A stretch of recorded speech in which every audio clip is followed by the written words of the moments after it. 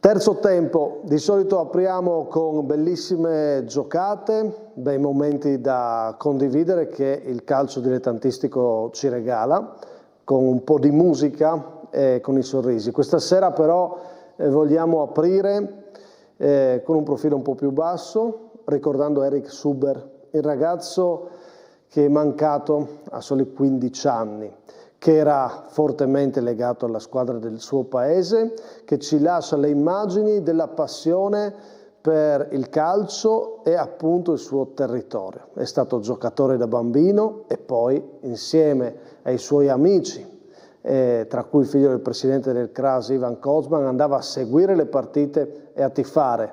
Nel locale del papà il CRAS ha festeggiato ad esempio la promozione dell'anno scorso, il ritorno in eccellenza, e insieme a lui ha condiviso tanti bei momenti. E allora noi vogliamo ricordare Erik con queste immagini e aprire ricordando lui e mandando un abbraccio alla sua famiglia e al CRAS.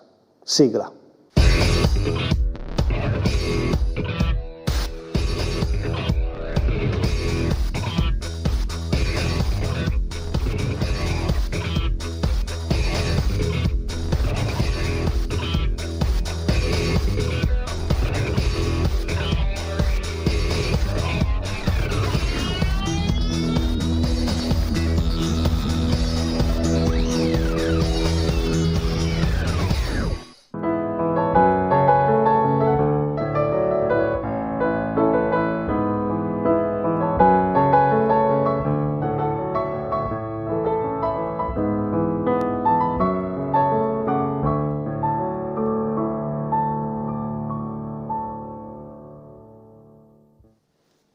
Buonasera, è il momento di terzo tempo, ci sembrava doveroso iniziare così e allora la prima domanda che farò ai miei ospiti stasera è: quale squadra avete tifato così, come le immagini che abbiamo visto di ieri? Qual è stata, o può essere ancora, la squadra del cuore, quella che si va in campo a tifare perché rappresenta qualcosa anche per te, in maniera simbolica ovviamente i nostri ospiti? Mi ha ispirato questa domanda, Erik, che abbiamo ricordato in apertura di terzo tempo. Saluto e quindi voglio la risposta da Nicola Paolini. Buonasera Nicola. Buonasera a te Massimo, buonasera a tutti. Simone Fornasiere. Buonasera. Sante Bernardo. Buonasera. Ciao mister. E poi i nostri due ospiti, due big della prima categoria, parte della prima categoria, giocheranno Mehdi Cabine. Ciao Mehdi. E Fabio Cristofoli. Ciao, buonasera.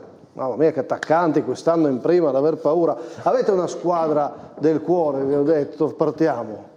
Una che nei dilettanti però, nel mondo dilettante, ce n'avete avuta una simbolicamente, ovviamente voi avete giocato tanto. Fabio? Io ti cito San Giorgio, la San Giorgina, dove San Giorgina. Sono cresciuto praticamente. Mehdi Cabine. Ma sicuramente anche io dove sono cresciuto, che è la San Giorgina di Silvano Pravisano. Quindi andresti a tifarla con quella passione? Non so se andrei, però è quella che mi è rimasta di più nel cuore, che ho bei ricordi, sì. Paolini? Ma allora io ho un ricordo molto romantico di quando ero proprio piccolino, che ero partito, che era la S Carlinese, che era proprio la Carlinese, e ho ancora proprio il ricordo che si andava anche a vedere, che era in seconda categoria all'epoca, la prima squadra, e poi sicuramente sono legato a San Giorgino, che poi mi sono trasferito lì e ho fatto un po' il percorso del settore giovanile lì. Sante Bernardo? Beh, ovviamente il Portoguaro Calcio, che oltre ad aver giocato ho tifato negli anni di Agostino Flabore, sempre in tribuna come quel ragazzetto lì, insomma. Ok, Simone Fornasiere, occhio. No, ti dico una squadra non una squadra, ti do una risposta generica, che mi appassiono e tifo sempre per tutte le squadre friulane quando giocano fuori regione, che siano al torneo delle regioni o la Coppa Italia di eccellenza o i playoff di eccellenza. Quando vedo e seguo una squadra friulana che va oltre i confini, la tifo veramente. Quella, piccola parentesi, quella famosa che non c'è più, AS Cardinese, lo sponsor era Lucio Zanutta ed era il papà di Vincenzo, era il presidente della S Carlinese. Ok. Guarda che adesso dobbiamo parlare invece di Charles Muzzane di Serie D. Pensavo che Fornasiere mi dicesse come doveva dire in maniera onesta Campagnola, perché io lo ricordo lì di fare in maniera becera, tra l'altro. E quindi, solita domanda, vi interessa la mia risposta? Sì. Sì, dite sempre una volta, potete dire no, tranquillamente, dico gli opinionisti. Comunque io devo dirvi la verità, devo essere onesto con i telespettatori. Io ho tifato spudoratamente il Brian della seconda categoria, quindi è una squadra in gioco, quindi adesso diranno ma tu quando parlerai tifi Brian, ma adesso è Brian Lignano, io parlo, sono passato un po' di anni, quello è il mio momento da libro cuore. Vabbè, è valido come Nicola che ha detto la Carlinese, che adesso è Charles Muzzane, tu il Brian che adesso... il futuro in mezzo. Dobbiamo essere onesti. Va bene, allora, pronti per questa puntata? Sono tanti temi, Serie D, ci sarà un servizio, andremo in promozione, arriva sabato la sfida Corva-Pordenone, siamo stati nel campo di allenamento del Corva, dobbiamo parlare appunto dell'esordio, della partenza della prima categoria con questi grandi nomi che scendono in campo e scegliere poi i migliori protagonisti dell'ultimo weekend dilettantistico. Lo faremo con i nostri opinionisti, con i nostri ospiti, quindi state con noi. Si parte però stasera, ho deciso di partire dal non va, perché secondo me c'è una cosa che non va, lo vedete nei titoli, la crisi delle friulane in Serie D, sono 4 giornate e i conti non tornano e abbiamo qua, chi può parlarne, 14 anni di Serie D, non abbiamo capito quanti campionati vinti cabine, ma tanti, 5 almeno sicuri, 3 Cristofori nei suoi vaghi ricordi, ma insomma tantissimi gol, pronti per parlare, avete anche l'avvocato in qualsiasi cosa diretta, quindi non preoccupatevi, io mi appello all'avvocato se alla Serie D dirigenti adesso saranno preoccupati per questa parte, ma dobbiamo discuterne, il non va, servizio. La gran botta! Non va. Su 12 partite a disposizione, una sola vittoria per le regionali in Serie D, quella del Brian Lignano contro la Luparense.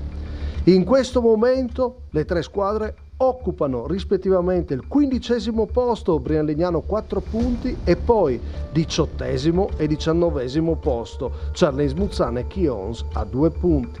Il Chions e il Brian Lignano hanno l'attacco peggiore con solo 2 gol siglati insieme al Portogruaro e alla Calepina. La squadra di Lenisa fatica a costruire gioco e arriva dalla pesante sconfitta in trasferta con l'Adriese. Il Charles Muzzane è stato sconfitto 2 volte al Della Ricca e ha la penultima difesa del campionato, 8 gol subiti, peggio solo l'Avis. Sta un po' meglio il Brian Lignano che almeno una gara l'ha vinta. Ancora presto per le sentenze, ma sono numeri che devono far riflettere.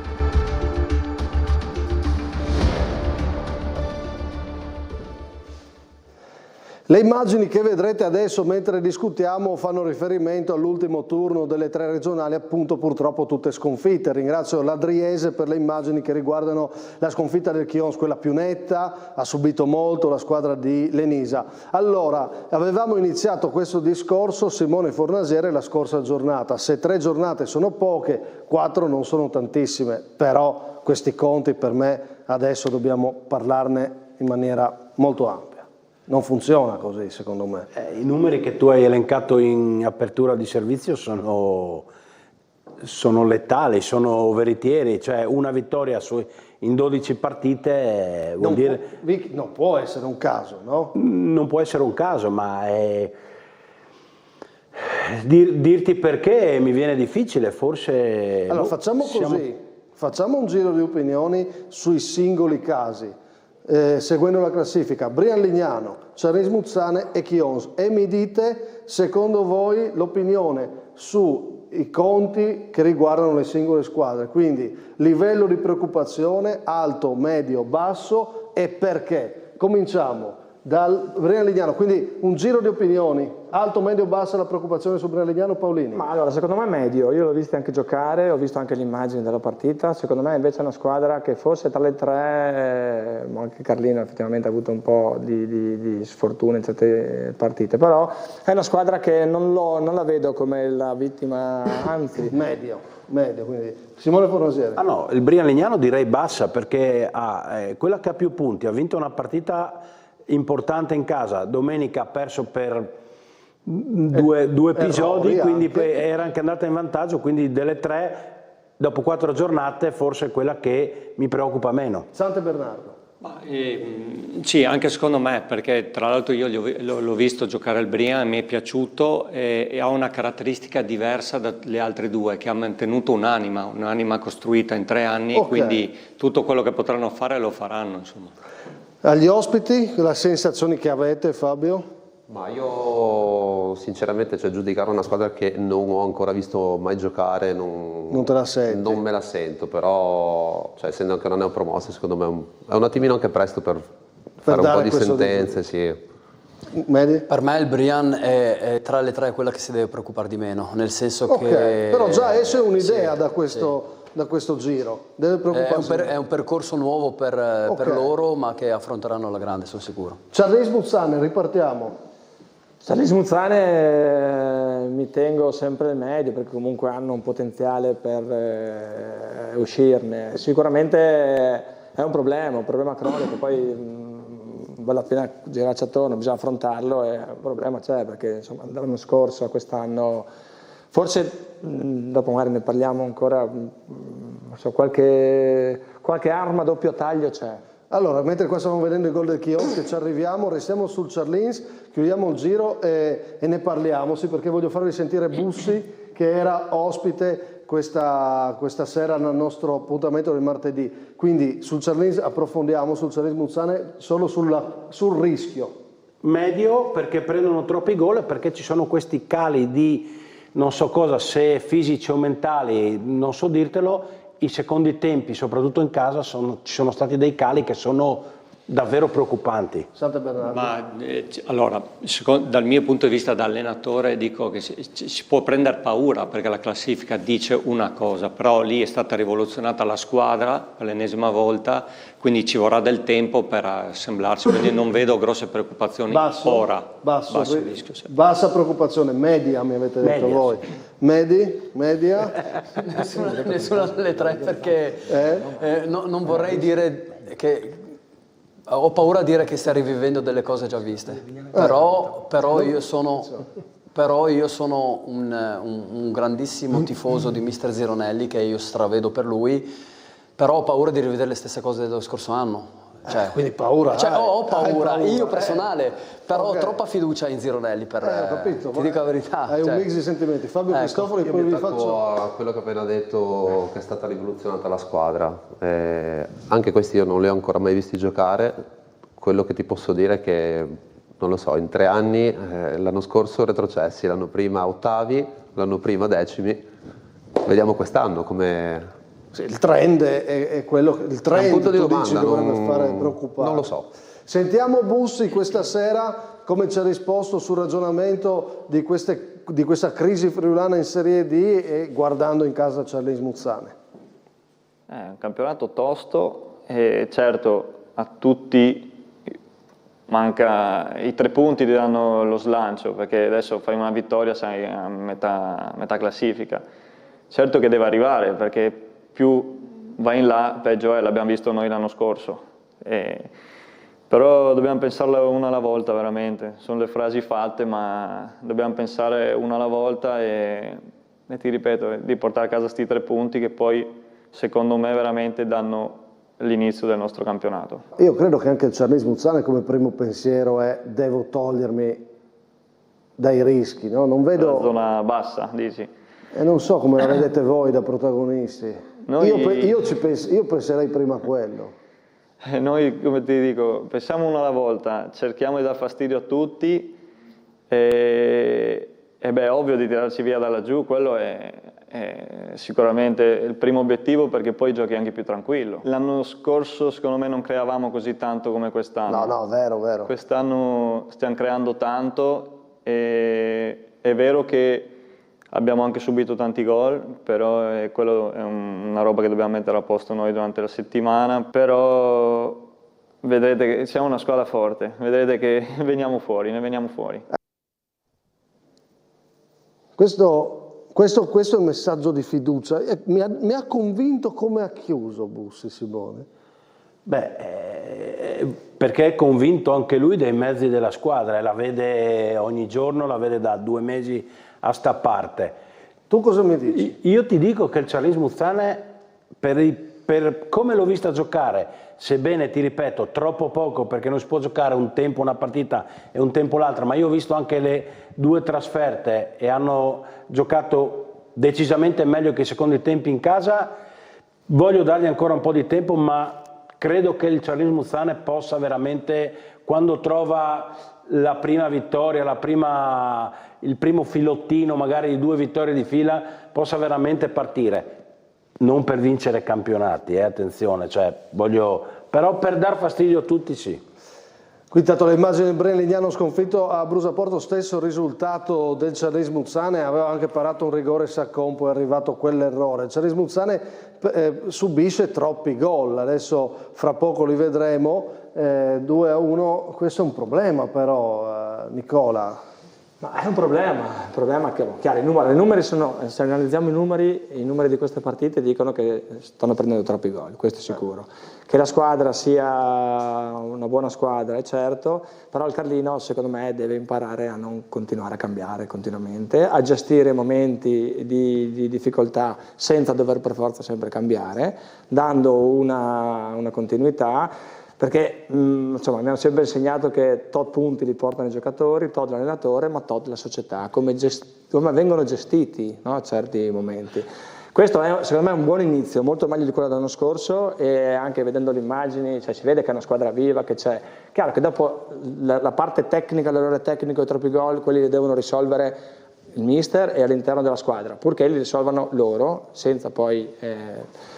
perché altrimenti deve uscire da questo problema. È un problema per il Carlino essere 3 anni sempre, forse lo dico, se ragionavo con un'altra persona che parlavamo di questo, forse l'avere anche una disponibilità economica più ampia è un'arma a doppio taglio, perché invece di cercare di risolvere i problemi nel lungo periodo con una programmazione, dice vabbè tanto posso farlo, cambio, e forse questo nel caso di specie potrebbe essere un problema.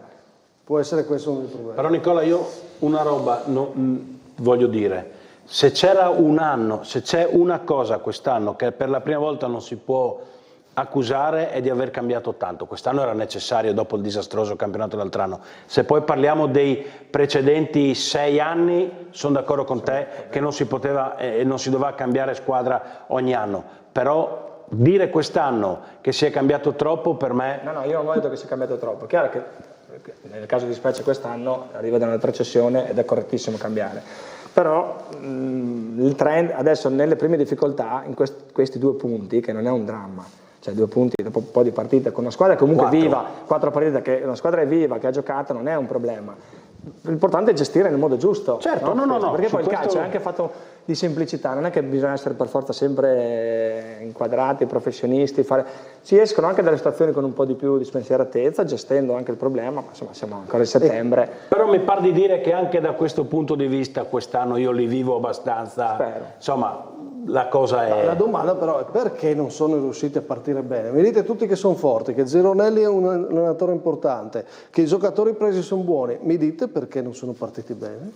Perché prendono troppi gol, quindi vuol dire che... problema. I primi tempi erano tutti, io ho visto le partite, a me hanno impressionato in una maniera fantastica contro il Mestre. Quindi ho detto questo qua è solo una questione di sbloccarsi. Secondo me è una questione di sbloccarsi, e lì è l'allenatore che nella fase difensiva bisogna fare qualcosa, perché anche a Mestre parliamo di campo, non si possono prendere gol su palle inattive così, su seconde palle, perché comunque loro le qualità l'hanno dimostrato. Io sono con Massimo Bussi quando dice che siamo forti, vedrete, però c'è sempre quello strascico di paura degli anni precedenti. Quella resta. Quello secondo me c'è anche nei tifosi, perché si sente nell'aria quando sei a Carlino delle partite. Ok, su questa crisi che non è del Cerris Muzzane, perché questa puntata qua non è per dire che il Cerris Muzzane è in crisi, e secondo me è in questo momento la fotografia della classifica della Serie D che fa preoccupare. Lo abbiamo chiesto, abbiamo seguito il Brian in trasferta, il Brian Lignano, anche al presidente, al direttore sportivo, al mister, su questo inizio difficile per tutte e tre, anche se il Brian Lignano sta un po' meglio. Sentiamo.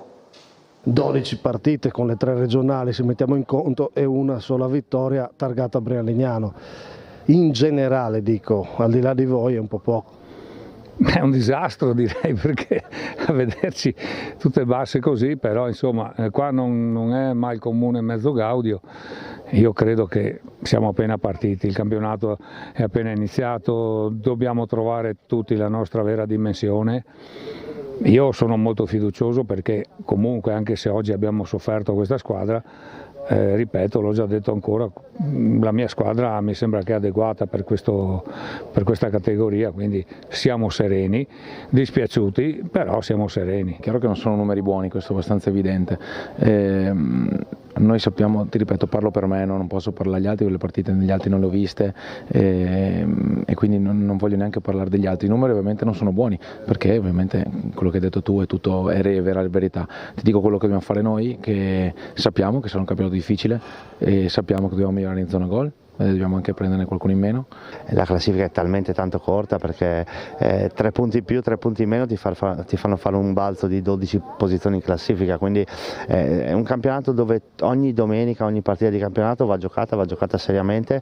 4 partite sono troppo poche per dire se il calcio friulano, diciamo così, è in difficoltà quest'anno. Il calcio friulano in Serie D è in difficoltà quest'anno? Sì o no? E poi devo chiudere con il Chions, o come dice Paolucci non esiste dopo 4 partite fare questo ragionamento? Cristofoli? Ma secondo me, ti ho detto prima, fare sentenze su squadre dopo 4 partite è un po' troppo presto. Secondo me fra 10 partite puoi capire un attimino. Però scusate, mi sembra 12 partite che hai in mano, cioè ci sono 3 squadre, si sono giocate 12 partite, una vittoria. Per me è un dato clamoroso invece. Io ci posso lavorare su quel dato, sì. O no? Sì, ma sicuramente le nostre squadre regionali, io non parlo di livello dei giocatori, però è un livello rispetto alle squadre del Veneto o è troppo inferiore secondo me, dal mio punto di vista. Tu non sei Sì, io sì. Cioè, a livello, ma non solo di giocatori, ma parlo proprio secondo me del sistema calcio. Guarda, vi faccio ascoltare. Ho avuto esperienza, cioè nel senso ho giocato sia in Veneto che in Friuli, c'è una differenza completamente netta dal mio punto di vista. Vi faccio ascoltare, arrivo al Chions, mi sono dimenticato anche sull'analisi sul Chions che insomma arriva, è quella che ha avuto la sconfitta più netta e pesante.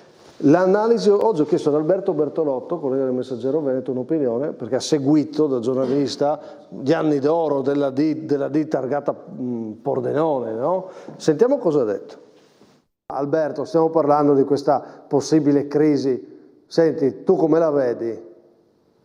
Beh, sono squadre che hanno ovviamente iniziato male tutte il loro campionato, difficile spiegare i motivi specifici per tutte. Io faccio una riflessione generale dicendo che è una categoria che non è più quella di un tempo, perché si è alzato ulteriormente il tasso della professionalità, non tanto per quanto riguarda i giocatori, ma soprattutto per quanto dovrebbe riguardare perlomeno le società, con delle società che sono chiamate a guardare non solo il mercato interregionale per acquistare i calciatori, bensì allargare il proprio sguardo oltre i confini interregionali, e questo comporta ovviamente difficoltà, e in questo assume un valore sempre più importante la dirigenza, avere una società forte e avere anche un sistema che permette di individuare i giocatori utili per la propria squadra al di fuori della regione, e questo presuppone ovviamente avere dei dirigenti che viaggiano per seguire partite costantemente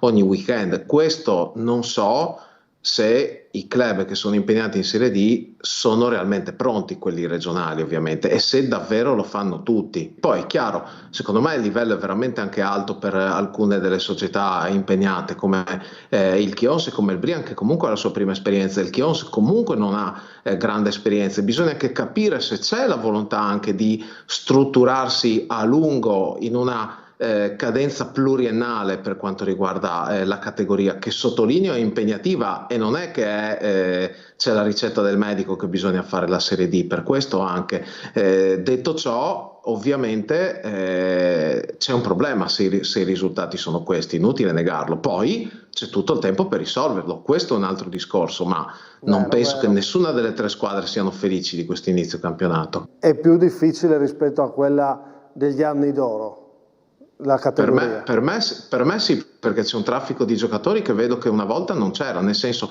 la provenienza dei giocatori stessi, anche le grandi squadre del tempo, penso alla Sacilese che vinse con De Agostini nel 2009, non c'erano, se ricordo bene c'erano pochissimi giocatori arrivati da fuori. Comunque i punti di forza, da fuori intendo proprio fuori dall'area triveneta, i punti di forza erano Gambino, Cabine, Alberto Favero, Albanese, erano tutti ragazzi del Veneto e del Friuli, al massimo del Trentino, se vogliamo considerare Vecchiato che è nato in Trentino ma che comunque poi ha giocato sempre in Veneto e in Friuli, mentre qui vedo veramente ragazzi che arrivano da ogni parte d'Italia. Per ingaggiare questi calciatori serve andare a vedere tantissime partite durante il fine settimana e mantenere contatti con se non tutta Italia, almeno il centro-nord, e non è semplice.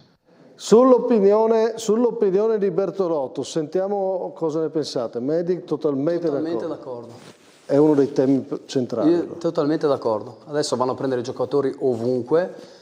Per me si doveva fare un lavoro, e io parlo del Charlins perché il Charlins è quello a cui sono più legato, no? Secondo me doveva fare progettualmente un percorso con i suoi giovani, perché io ho visto i giovani del Charlins e hanno grandissimo potenziale per giocare in Serie D. Doveva coltivarli meglio, dal mio punto di vista. Cristofoli?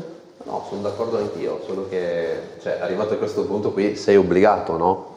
Ad andare a prendere giocatori se vuoi fare campionati tra virgolette di livello, però ti sto dicendo con un controsenso, il Charlis Buzzane non ha giocatori del posto, va a comprare anche giocatori fuori, però siamo lì. Poi bisogna dire, poi bisogna ci vuole programmazione, ma devi avere anche dei talent scout o delle persone fidate, dei procuratori fidati che non ti vendono fumo. Però il tema è perché adesso lasciate stare i risultati nelle prime 4 giornate della classifica. Il tema è che la Serie D negli anni per tutti è diventata una categoria che diventa difficile, si fa fatica.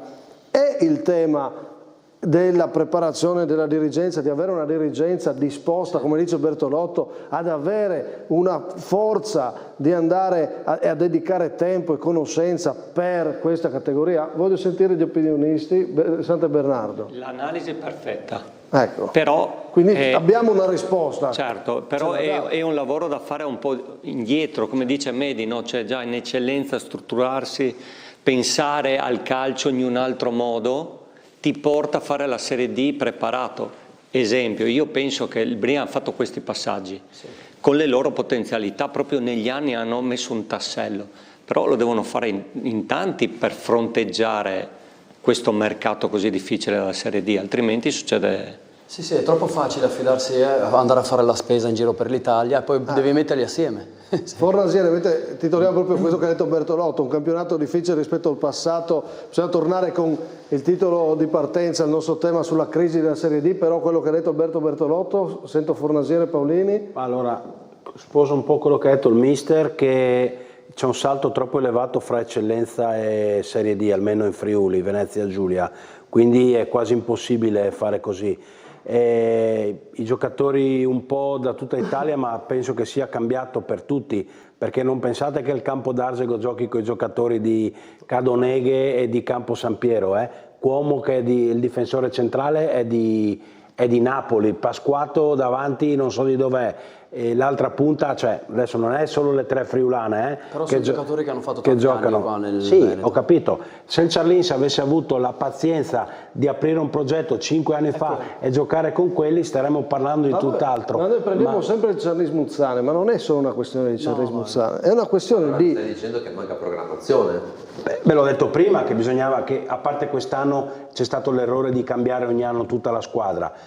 Se non vogliamo parlare di Ciarlins, poi bisogna capire anche le forze economiche che ha una società, perché io mi metto nei panni del Brianza e del Chions senza volerle giudicare, e se tu prendi in eccellenza friulana fai fatica, perché l'ho detto prima, c'è uno scalino troppo alto, perché in Veneto, basta andare in Veneto o in Lombardia, l'eccellenza l'abbiamo visto a Solbiate l'altro anno, si allenano regolarmente pomeriggio, non parliamo io ho fatto 25 anni in Lombardia, anche in promozione si allenano pomeriggio. Non parliamo di Puglia, Campania e tutte queste robe. Il papà di De Cecco sabato, possiamo dirlo, mi ha detto che il fratello, il figlio, l'altro piccolo, gioca in promozione in Campania, si allena pomeriggio e ha vitto, alloggio e stipendio in promozione in Campania.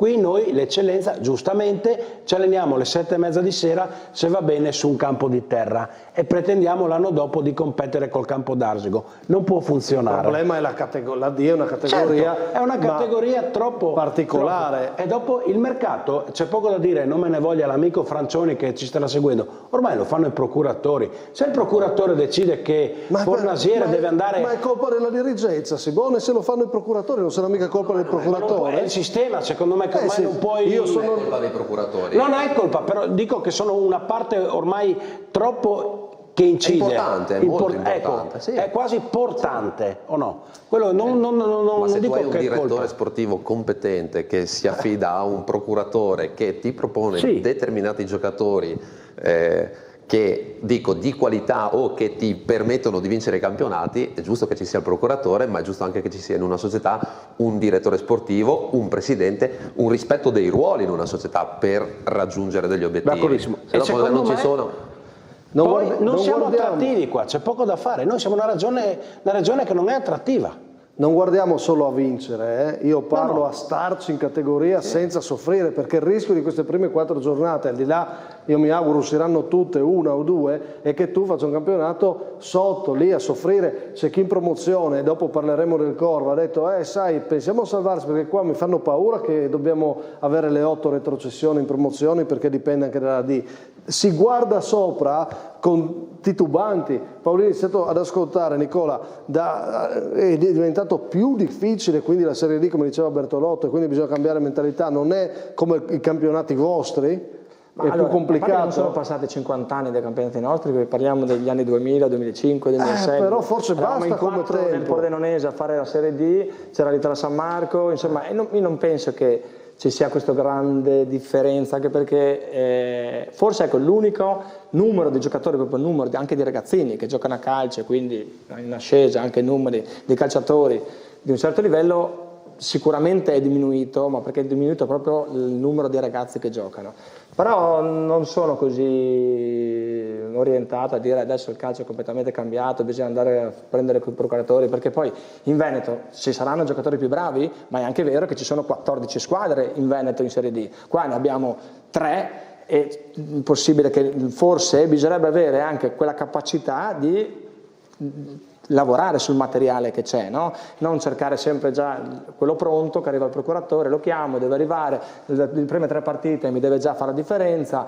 Abbiamo la forza di fare questo? Forse chi ha un po' meno deve riuscire a fare quel percorso lì. Sì, poi è chiaro, noi siamo qua con 4 partite a pretendere già delle soluzioni che devono magari arrivare col tempo. Chions, che vi devo dire è la squadra che mi preoccupa di più in questo momento, all'inizio vedo la Coppa Italia con Brian Legnano e ho detto mister Lenisa ha impostato sulla fisicità, secondo me in questa categoria ci sta. Ho cambiato opinione dopo 4 giornate, perché un po' ho visto le immagini delle partite, un po' le ho viste dal vivo tipo col Bassano, è un Chions che fa troppa fatica con l'Adriese, quando abbiamo pronte le immagini facciamo vedere quante occasioni ha creato l'Adriese oltre i gol. Rischio del Chions quanto? I numeri, il rischio in questo momento è chiaro che forse tra le 3 è il più alto di tutti, anche per giudicandolo un po' anche dall'ultima partita, perché è stata un po' una sconfitta abbastanza pesante. Netto, però secondo me loro sono solidi, anche il mister è uno solido, ne usciranno anche loro, quindi venderanno cara la pelle. Sì, adesso ti rispondo sul Chions, apro e chiudo parentesi 3 secondi. Non dimentichiamo che le altre regioni, Fabio è stato in Lombardia, ci sono 14-18 squadre professionistiche che danno giocatori alla D e alla C. Chiudo parentesi perché hai cambiato giustamente argomento, anche secondo me in questo momento il rischio del Chions è il più alto, perché vedo che anche tipo Adria la prestazione poi è stata brutta, anche io ho visto solo le immagini, non ne ho mai visti, anche la sconfitta con la Real Calepina, erano andati in vantaggio, hanno già avuto mi pare 2 espulsioni in 4 domeniche, quindi c'è lì, puzza un po' di preoccupazione. Ecco. Alto quindi.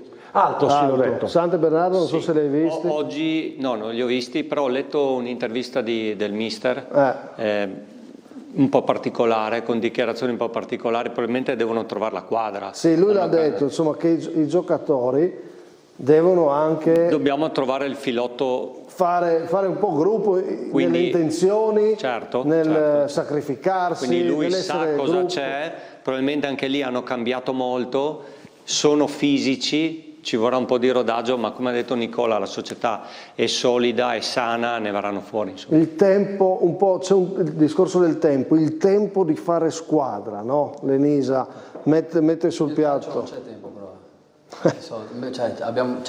C'è tanta fretta, nessuno aspetta nel calcio. Sì. Però il Chions, se posso, secondo me è la squadra che in questo momento è più in difficoltà.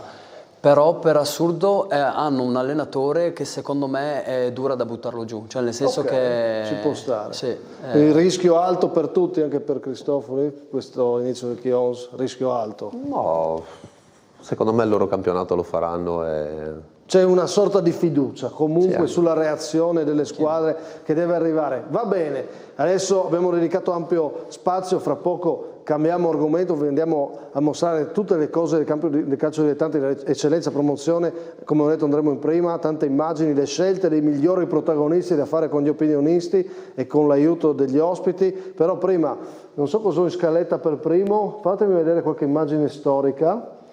Ah, cabine. Storica. In bianco e nero ancora. Questo toccava rivederlo, no? Questo è bello. Serie D. Contro la Virtus Vecom, se non sbaglio. È un gol pazzesco di Cabine con la Sacilese, no? Per dire che anni belli in D che giocava. Questa come ti è venuta? Bello, bellissimo gol. Questo gol qua mi ricorda il caro povero Paolo Presotto, il mio ex presidente, che mi ricordo in spogliatoio mi abbracciò. Questo è stato il più bel gol che io abbia mai visto. Ti disse così? Sì, mi disse così. Paolo, francamente, vederlo dal vivo immagino. Adesso Cabine si era già buttato a terra 3 volte lì a prendere rigore. Però lo prendeva. Sì, lì poteva andare giù. Invece ha deciso di fare. Sono loro che lo prendevano. Comunque un gol clamoroso. Grazie, 20 kg fa. Me l'avevi girato via WhatsApp e l'ho recuperato. Cristofori invece dobbiamo andare Castiglione, no? Gli anni d'oro per te? L'anno che ha vinto la Serie D, sì. Con 20 gol. Sì, quell'anno sì, ne ha fatti 20. Tu hai giocato, la tua carriera si è giocata tanto in Lombardia. Ma io sono andato via dall'Itala San Marco, che giocavo appunto con Medi a Sacile, e andai all'Itala San Marco che feci 2 anni di contratto e poi mi mandò in Lombardia il buon Roberto Vecchiato. Ah, ok. Sì, e andai ad Arfonoario e da lì sono rimasto là.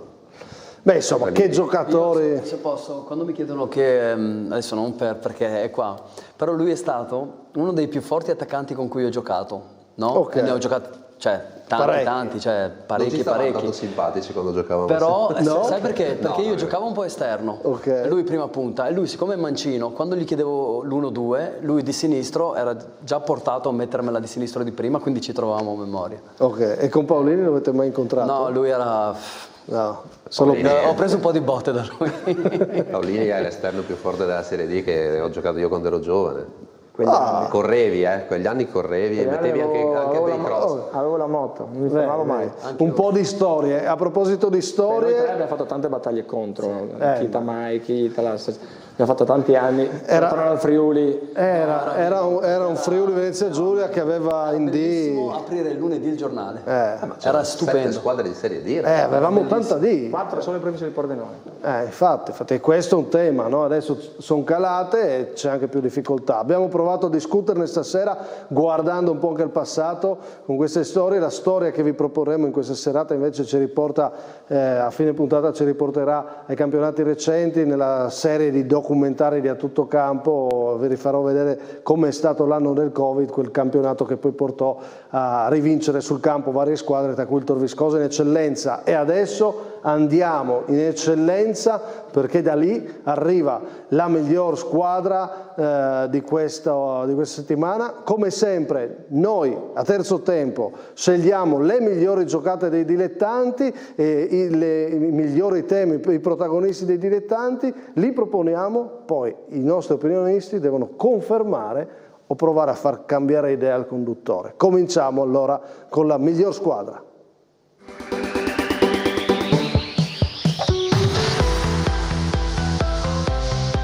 2-0 in Coppa, 1-0 in campionato. Il Codroipo vede il Fagagna e vince e conferma il suo inizio di stagione brillante. Tra Coppa e campionato sono 9 gol fatti e solo 3 subiti. E adesso si gode questo momento in eccellenza con gli 8 punti e il secondo posto. Giro di opinioni sul Codroipo e questo inizio di stagione. Sante Bernardo. Sì, assolutamente. Grande vittoria, difficile, su un campo difficile, che ha dato continuità. Questa settimana ci sono state 3 partite complesse per loro, ha fatto un pareggio, 2 vittorie, quindi Codroipo squadra della settimana. Cosa ti piace del Codroipo? Intanto stanno progredendo su quello che hanno fatto l'anno scorso con Mister Franti, quindi stanno continuando e migliorando la cosa perché sono partiti meglio. Hanno una grande solidità, hanno preso dei giocatori intelligenti, come Nastri, come Zanolla che era con me, Bertoli davanti.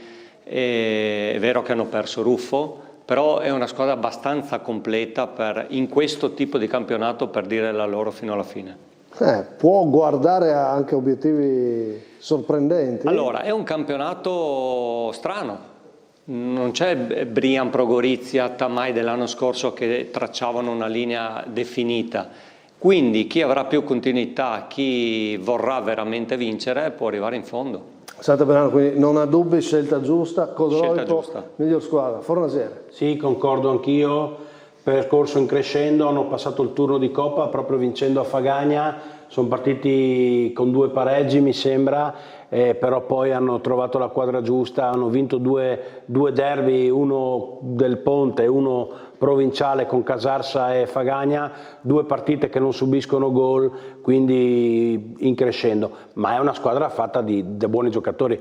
Concordo con Sante, è una squadra che partiva da una base molto importante. Hanno perso Ruffo, ma Bertoli davanti e che non ha ancora fatto forse un gol, cioè è un giocatore importante. Quindi Nastri, se come gli auguriamo è definitivamente guarito dopo, ne parlavo ieri con Nastri, ha vinto 6 campionati di eccellenza Nastri, quindi è uno che insomma 5 più quello a Pordenone dalla Dira C come Medi, 5 più 1 anche lui, quindi insomma sono giocatori importanti. Dietro ho visto anche in porta Moretti che l'altro anno si alternava un po' con Bruno, giocava non giocava, un prodotto insomma loro direi, perché di lì sta ben figurando. Dietro Tonizzo, Codromaz, Facchinutti, Nadalini, insomma il Codroipo è una squadra che secondo me da prime 3 secondo me da prime 3 sicuro, anche perché sono d'accordo con lui, tutti parliamo del Tamai, ma a parte il Tamai l'alternativa qual è? Il Tamai ce lo aspettiamo, ma Codroipo, perché Progorizia non credo, squadra nuova, tutto.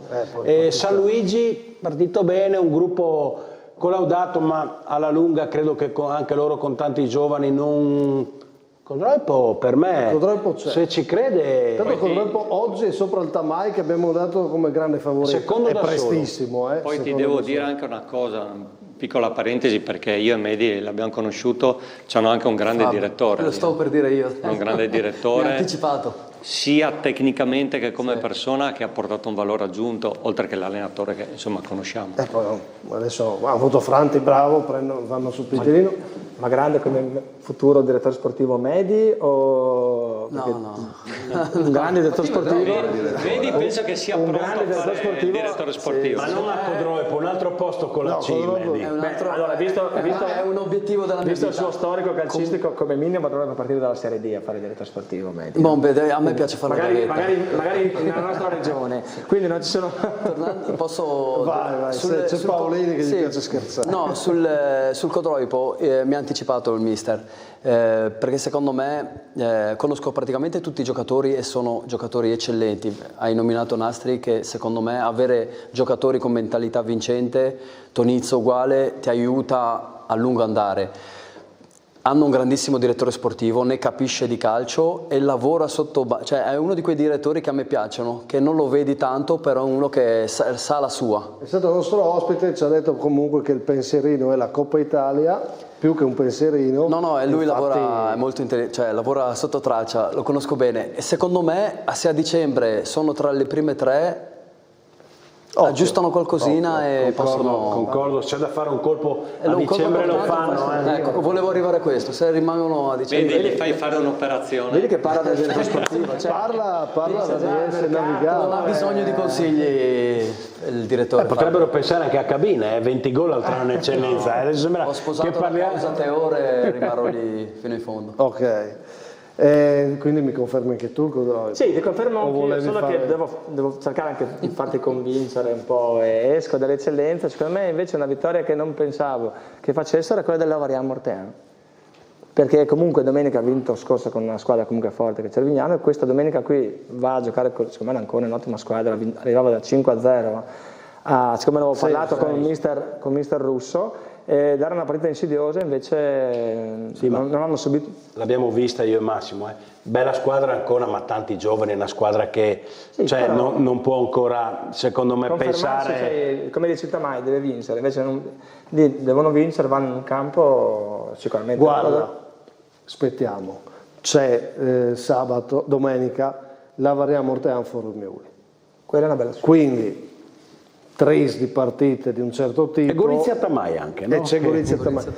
Allora, il Tamai ha avuto diverse occasioni col Fiume Veneto Bannia e insomma, dai, quindi non è da aprire nessun punto di domanda. Sì, la prestazione c'è stata. Prestazione c'è stata. È chiaro che però non vorrei che tornasse quel trend dell'anno scorso, che in trasferta si parte un po' a livello di punti con pochi punti. Quella paura di vincere quasi. Perché a Gorizia, Simone, Gorizia Tamai diventa interessante insomma, Gorizia non ha ancora vinto, il Tamai non ha ancora vinto in trasferta. Però ho idea che il Tamai abbia nettamente qualcosa in più della Pro Gorizia, poi il campo magari... Okay. Però il Tamai è una squadra che non ha paura di andare in nessun campo, l'abbiamo visto anche a Fiume, il Fiume è una signora squadra, sì, sì. Però 3-4 pali, poi anche il rigore che hanno preso è sfortunato, no? Un cross, si gira, gli batte, non è neanche volontario. Però è giusto rigore, perché ha il braccio aperto, certo, no? Fuori. Certo. Va bene, allora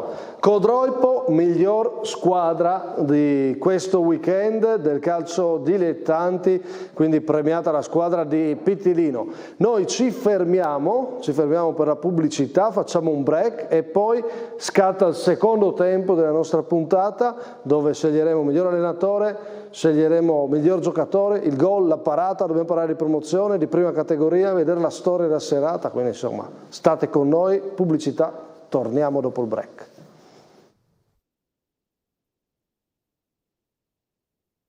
Ci siamo in onda, ragazzi. Allora, qua si chiacchiera, si continua, è terzo tempo, no? Si fa la chiacchierata e allora, terzo tempo, noi dobbiamo, come ogni terzo tempo che si rispetti, farvi rivedere tutte le cose belle che sono successe, come mettersi lì il post partita e dire e scegliere cosa è piaciuto di più e cosa vogliamo sottolineare di quello che si è vissuto in campo. E allora, secondo tempo della nostra puntata, pronti a mostrarvi tutte le cose migliori successe, guardando anche al prossimo turno. e ripartiamo. Vi ricordo che poi siamo già alla terza giornata, terza trasmissione in cui scegliamo i migliori e poi ci sarà la puntata mensile per decidere chi vincerà il premio mensile, l'MVP del mese, in questo caso di settembre. Terza puntata, andiamo a scoprire chi viene nominato come miglior allenatore e se i miei opinionisti sceglieranno di confermare o cambiare. Vediamo.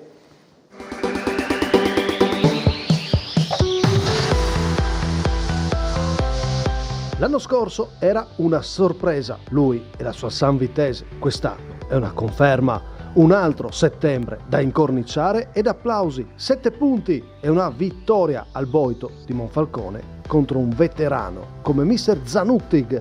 E allora il giovane moroso sta diventando una certezza.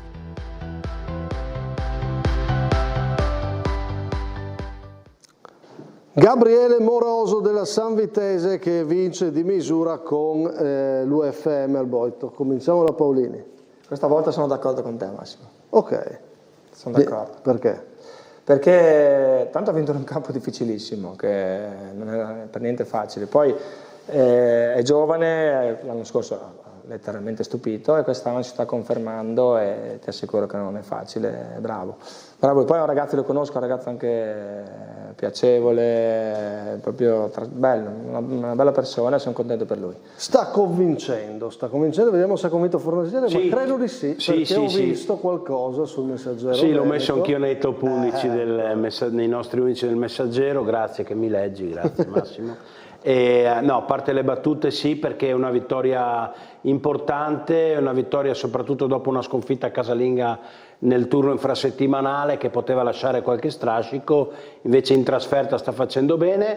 Ti dico che di giornata va bene, però faccio un piccolo inciso amoroso quest'anno, però hai detto bene tu, è partito bene, ma bisogna finire meglio di come ha finito l'anno scorso. Siamo anche per loro alla quarta giornata, certo. Quindi va bene, ma sto con te Moroso anche per me. No, sai perché comunque dici, Casarsa era un derby, ne avevamo parlato con i miei opinionisti la domenica, si torna anche domenica, adesso con grande continuità anche con gli opinionisti della domenica per analizzare le prime sensazioni, no, delle gare, e si era magari un po', tra virgolette, passami il termine, sminuito, nel senso che comunque Casarsa neopromossa, eccetera. Sì. Però comunque era un derby importante, il primo della stagione, e poi invece vai a Monfalcone che è una neopromossa comunque di peso, quindi insomma. E soprattutto in casa di un Monfalcone che era galvanizzato dalla prima vittoria ottenuta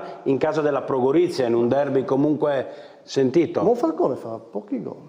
Ha fatto solo i 2 di Gorizia, perché prima aveva 0 gol fatti, 0 subiti, poi ha fatto il 2-1 mi pare a Gorizia e lo 0-1, quindi ha fatto solo 2 gol. In casa non ha ancora segnato. Non benissimo. No, ma volevo segnalare ai telespettatori che tu un mese fa hai detto attenzione alla coppia Lucheo Campora ci farà divertire, 0 gol, io credo che a Monfalcone tu è meglio non vada. Dico bene? Perdonami Radina, ma dovevo dirtelo.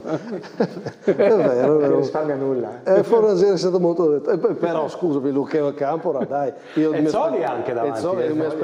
Mi aspetto anch'io tanto. Ha segnato mi pare Zolia nel derby e Aldrigo su rigore, quindi Lucheo Campora ancora 0 gol, magari sai, bisognerebbe anche magari io li ho visti la prima a Premariacco, hanno creato pochissime occasioni, poi la seconda non lo so, e col Tamai che avevano pareggiato Però sono nomi che mi aspetto vengano messi in moto, che io facciano. Ho fatto una battuta con te adesso, ma naturalmente anch'io se mi avessero chiesto avrei detto attenzione perché Lucheo Campora, infatti, più Zolia è un tridente che in eccellenza può. Infatti il non va oggi ha preso la scena perché è stato l'argomento principale con questa analisi sulla D, ma per me, dico, Mister Zanuttig ha una squadra che non può fare 2 gol in un'unica partita e fare 0 gol in 3. Però Massimo, è troppo poco.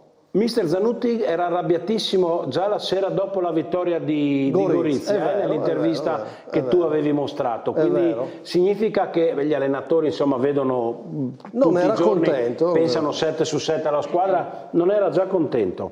Sant'Bernardo Allora, io conosco Gabriele. Sulla nomination, sì. Conosco Gabriele, sicuramente sta continuando un bel lavoro iniziato l'anno scorso, però per questa settimana voglio premiare Muzzin perché è andato su una società che era un po', diciamo, a fine corsa come gruppo, come percorso, che era il Fiume. L'ho già visto 2 volte, gli ha dato una grande vita con delle idee nuove, ha fatto una grande vittoria, anche se il Tamai è una squadra fortissima, anzi ha grande valore perché l'ha fatta proprio contro il Tamai e l'ha fatta con un bel modo di giocare, resistendo anche alla forza del Tamai. Quindi io per questa settimana premio lui. Tu non cambi la nomination che resta Moroso con i 2 voti d'appoggio, ma dai forza alla prima nomination di questa stagione dell'allenatore, perché il primo nominato è stato Muzzin, che si conferma con questa vittoria, quindi il ciclo di settembre è positivo. No, io l'avrei, scusa se ti interrompo, io l'avrei detto Muzzin, più di Moroso, però ho detto Moroso proprio perché vedendo le tue immagini ho visto che il Tamai davvero, cioè, è stato sfortunato, no? Se vedevo un Fiume che vinceva, almeno da quello che si è visto nelle immagini, con 7 occasioni di robe, la rimontata, bravi. Tenuto botta, a volte si vince anche con l'anima, no? Difendendo forte, eccetera. Ok, bene, gli ospiti se hanno qualcosa da dire sulle nomination basta alzare la mano. Io sono d'accordo perché ho avuto il piacere di conoscere l'allenatore Moroso giovane, perché mi dà anche un senso, ci ho scambiato un po' di parole, di grande umiltà e voglia di arrivare. Questo qua mi ha colpito. Voglia di arrivare. Io ho fatto il corso d'allenatore con lui. Molto ok. E lo vedevi che aveva già quel pizzichino in più. Dopo bisogna andare sul campo, però con questi risultati. Quindi tu hai fatto il corso d'allenatore? L'anno scorso l'ho fatto proprio assieme a lui. Però non fai l'allenatore? No, gioco ancora. Fin qua non si può, bisogna giocare. No, quanti anni che non ricordo precisamente? Io 41 io 40. 41 e 40. Bene. Però abbiamo in studio il futuro allenatore e direttore sportivo. Esatto, potreste fare coppia. Il legale, la stampa e tu, Sante, dai la mano dai l'esperienza. Fare secondo? No, dai, secondo mi sembrava di... Ha già fatto abbastanza secondo, no, mister Sante? Tu hai fatto con la Manzanese secondo? E a Chions. Facciamo che ti faccio io da secondo. Ecco, si può provare così. Fatto un girone a testa, dai. Bene, Moroso miglior allenatore di questa puntata e allora è il momento del miglior giocatore. Vediamo.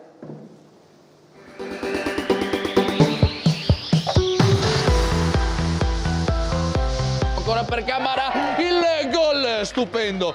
È suo il primo gol della prima vittoria in promozione dell'Unione SMT. E che gol! L'ex Corva, che già la scorsa stagione si era fatto notare, potrebbe essere uno di quegli elementi per portare la squadra di Rossi alla salvezza. La vittoria con l'Aviano è firmata anche da lui, con quella giocata tra i migliori e protagonista della domenica storica dell'Unione SMT. Però possiamo dire, Medi, tu che di giocatori hai occhio, visto che sei stato un gran giocatore e adesso sappiamo... poche presunzioni che riesco a cogliere il giocatore. Però poche presunzioni, il resto... No, pochissime. Non sono presunto, però capisco quando un giocatore è buono, questo sì. E che impressione hai avuto? 2 immagini così, cosa ti hanno dato? Non mi espongo, devo vederlo dal vivo. Perché non... Ho capito, ma sai che adesso i direttori sportivi vedono tanti video, no? Lo so, però può essere anche un tiro così distinto. Però questo è di domenica e questo è dell'anno scorso, quello che stai vedendo. Questo è un gran gol. Questo è un gran gol, però bisogna vedere anche chi ha affrontato e ci sono tante sfumature per valutare un giocatore. Ok, però intanto fidatevi di me, è stato un ottimo acquisto per l'Unione SMT che quest'anno deve puntare alla salvezza in promozione e quindi dell'Unione SMT, l'ex Corva e per me ci stava come miglior giocatore, ma vediamo. Questo allora, preciso sempre, questo è un gioco per andare a mostrare giocate, sottolineare chi arriva alla cronaca, però non avremo mai la presunzione di dire chi è il miglior giocatore, è un po' più facile su squadra allenatore, è per cercare di nominare protagonisti dilettanti. Quindi se ne avete altri ben vengano, e cerchiamo di capire se chi troverà spazio nella nomination. Intanto partiamo da Camarà per quello che ha fatto e per quello che sono riuscito a vedere negli ultimi mesi, compresa la scorsa stagione. Paolini, cosa fai? Provi a confermare o a darmi un'idea diversa? Confermo, perché a differenza di Medi, che non è l'autostima che gli manca naturalmente, l'ho visto che ha giocato contro la San Giorgina in Coppa e lui ha giocato mezzala, in mezzo al campo e ha un gran piede sinistro, ma è stato anche uno subito si è fatto notare, anche perché gestione della palla, lancio lungo, scelta lunga, preciso, un bel calcio, ed è un giocatore che onestamente in promozione è un lusso. Però l'ho visto quella partita lì.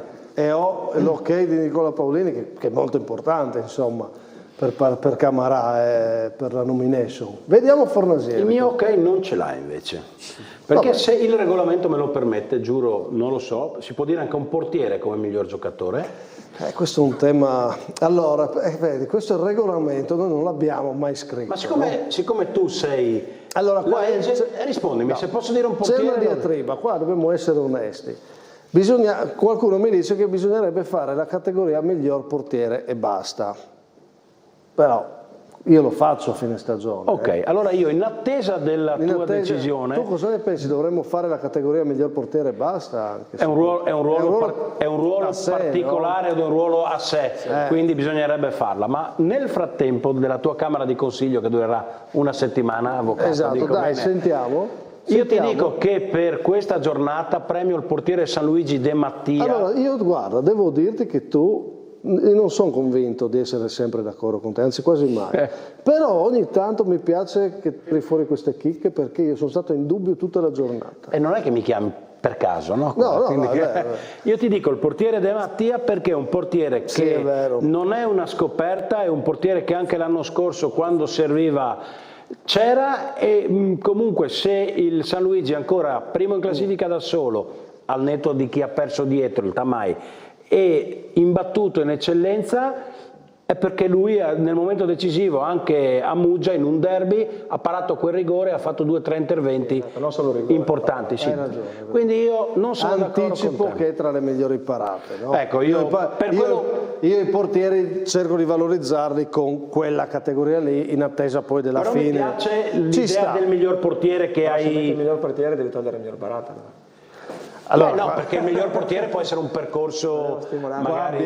Qua abbiamo l'avvocato, scusate, vado vicino all'avvocato, ma se io stasera dovessi ad esempio scegliere di fare il miglior portiere come miglior giocatore, fa testo questo, non posso più tornare indietro, cioè sono dentro anche i portieri. Io rimarrei nella vecchia strada. Restiamo tranquilli, torno a me.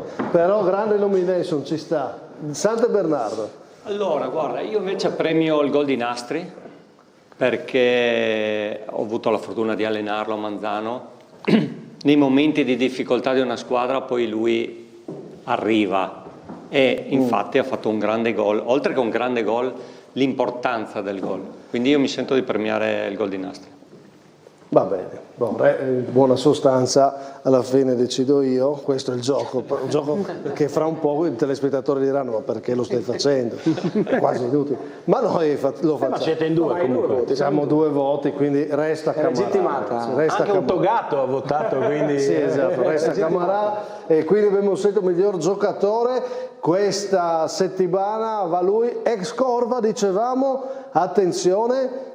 Sabato, tra le sfide importanti del prossimo turno, un Corva che arriva a punteggio pieno contro il Pordenone, che ovviamente è dipinta come la grande favorita. Stasera è andato a trovare il Corva in allenamento Davide Buset, che ha sentito il presidente, il mister e il capitano. Sarà un bel evento sicuramente, arriva il Pordenone. Noi stiamo bene come squadra, stiamo facendo bene, sarà un bel evento sportivo, una bella cosa per la società, per i ragazzi, per i nostri tifosi. Avremo sabato anche la festa della birra, noi siamo sereni, la squadra sta facendo bene come si è visto, siamo sereni, è il Pordenone che è obbligato a vincere. Noi facciamo la nostra partita tranquillamente e che sia un bel evento sportivo. è sicuramente una partita sentita perché è un derby, perché è una società importante, perché hanno una rosa di altissima qualità e di esperienza, quindi sicuramente avrà un sapore diverso rispetto a tutte le altre sfide, ma insomma dobbiamo affrontarla con serenità, secondo me. Io credo che loro comunque hanno dichiarato giustamente che l'obiettivo è quello di vincere il campionato e hanno tutti i mezzi per farlo, quindi toccherà sicuramente a loro, penso, spingere l'acceleratore più di noi. Questo penso che sia un dato di fatto, anche perché a me la società non mi ha mai chiesto di dover vincere il campionato, anzi, quindi noi dobbiamo puntare a salvarci il prima possibile. Si sente che dicono che siamo una rivale del Pordenone, ma fa piacere. Però insomma noi dobbiamo andare avanti partita dopo partita, pensando una partita alla volta. Insomma. Sarà una partita molto bella, sono partite belle da giocare, da vivere, da venire a vedere per tutti quanti, per il contorno che ci sarà da divertirsi, sicuramente sarà una bella battaglia. Tanto c'è anche il turno di Coppa, tra oggi e domani il Pordenone sta giocando stasera con l'Oltre, 1-1 mi dice il risultato, sì, in questo perdeva momento. 1-0, pareggiato 1-1. Ma questa storia del Pordenone gran favorita, la pressione solo loro, ci sta o al di là del nome il Corva, possiamo dire che anche il Corva è una buona squadra e dovrebbe guardare al Pordenone come una sfida, non dico alla pari, ma non so, che idea ti sei fatto, Simone? No? Beh no, Pordenone ha attrezzato una rosa che mi sembra così nettamente superiore. Ma è una buona rosa. Insomma, ha preso giocatori in C, in D, in eccellenza, insomma. No, il Corva può recitare il ruolo della squadra pronta ad approfittare di un eventuale qualche passo Quindi falso. Ci sta quello che ci dicono, siete la pressione per loro. Sì, beh, credo che la pressione, se il Corva non vince, succede, ci riproverà il prossimo anno. Pordenone, che mi sembra abbia fatto qualche investimento, se parte non vincendo è chiaro che qualche mugugno esce. Arriva. Nessuno lo voleva il Pordenone, però adesso tutti l'evento col Pordenone. Io voglio un po'... Però Norman Giacomini diceva che l'evento anche perché c'è la festa della Bibbia. Perché si sposa la figlia il giorno dopo. Anche? Sì, me l'ha detto lui. Vedi. Però Corva, 2 vittorie consecutive, è una sfida sicuramente interessante, bella, che potrebbe nascondere qualche insidia per i neroverdi. No, assolutamente. Pordenone è anche lui a punteggio pieno perché ha 3 punti, ma è riposato sabato nella seconda giornata, quindi è un derby, è una sfida importante. Poi il Corva ha fatto un bel colpo a Gemona, Fabio, insomma, che ci ha giocato l'anno scorso, conosce l'ambiente. Gemonese, a proposito di non va... Era a rischio, se ce l'avevamo il non va. Se uno in D vinceva, ho paura che questa volta... Sono partiti male, Pordenone e Corva, 2 scontri diretti per una squadra che comunque credo che il presidente Preto qui ha detto primo guardo a salvarmi con tante retrocessioni, ma in cuor suo vuole far bene a Gemonese. Ma con la squadra che ha allestito... Chi? Dimmi. Vabbè, Gemona hanno allestito una buona squadra.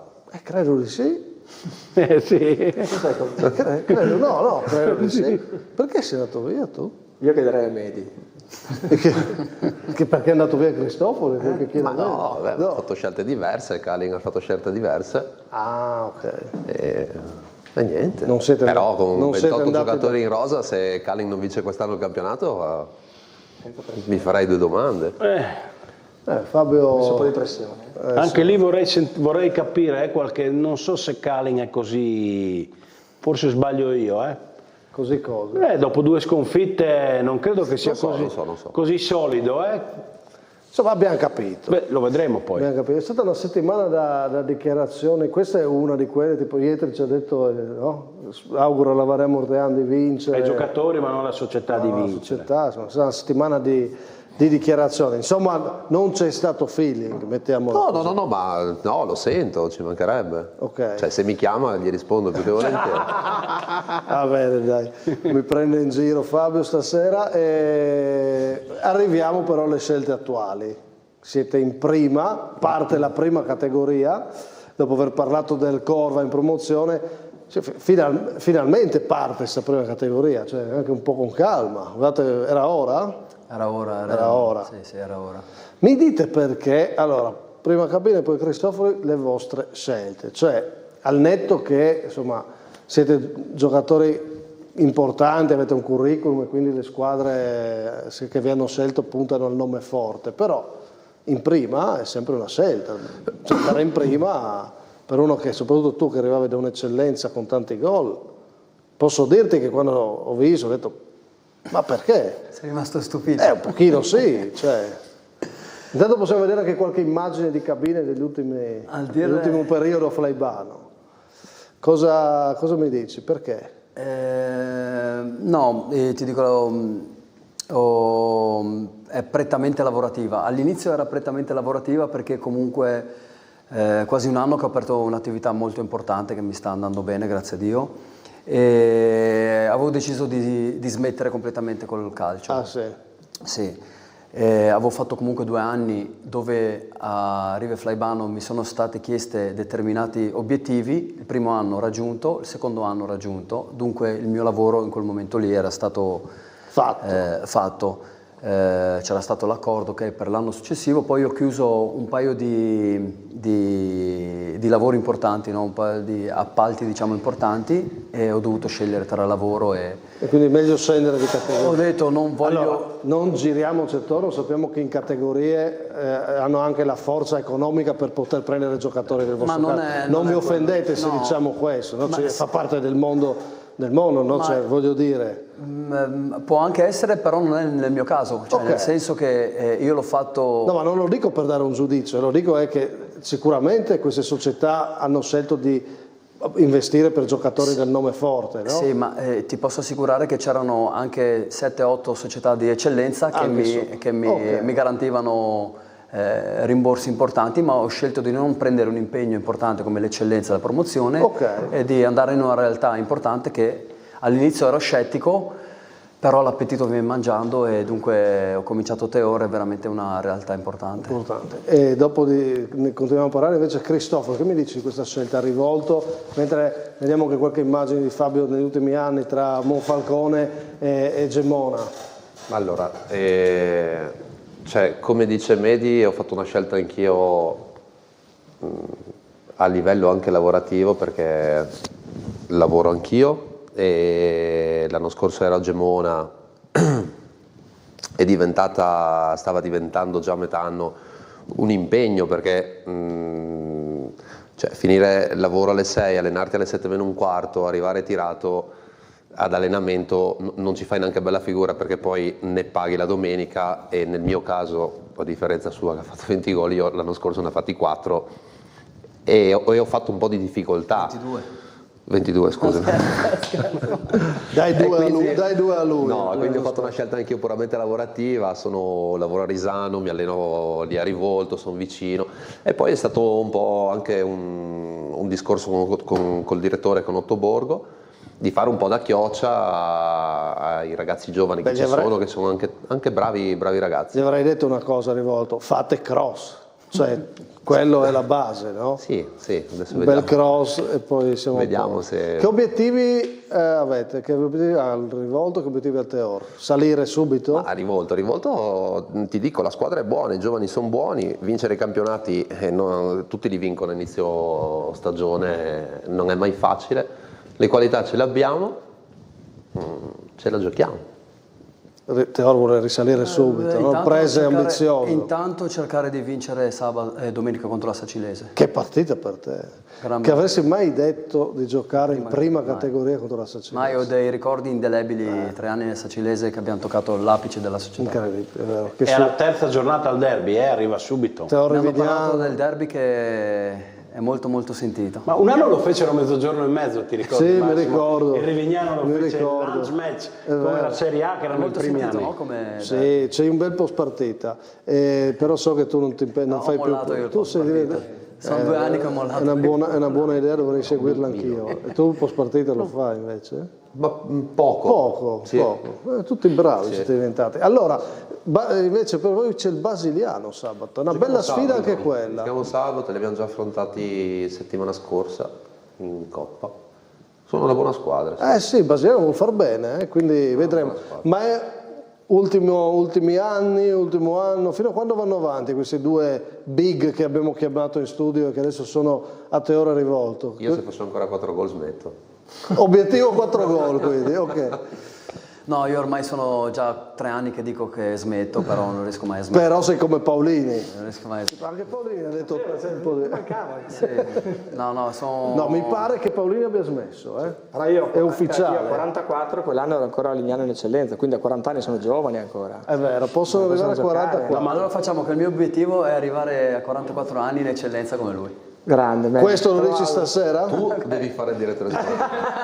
E dopo fa il direttore sportivo. No, Medi deve andare a fare 2 anni nel Carnico con tuo fratello, Devi chiudere guarda, nel Carnico, Medi, 2 anni, dai. Faccio il contratto subito. Devi sai che prendo botte vere. Quanti gol vuoi fare? Perché tu dici ogni anno ti dai un obiettivo? L'anno scorso ho detto 20, quest'anno dai 20 ai 25 penso di poterli raggiungere. È l'autostima che gli manca. Grande. No, però ho detto che non è presuntuoso prima parte sul discorso di... No, sono realista, cioè se... No. Ma ha ragione, c'è Medi in prima, ce l'aspettiamo tutti che faccia quei gol. E tu più di 4. Più di 4. Tu più di 4. Stasera ce lo prometti. Ha detto una cosa prima Sante Bernardo su Medi, no?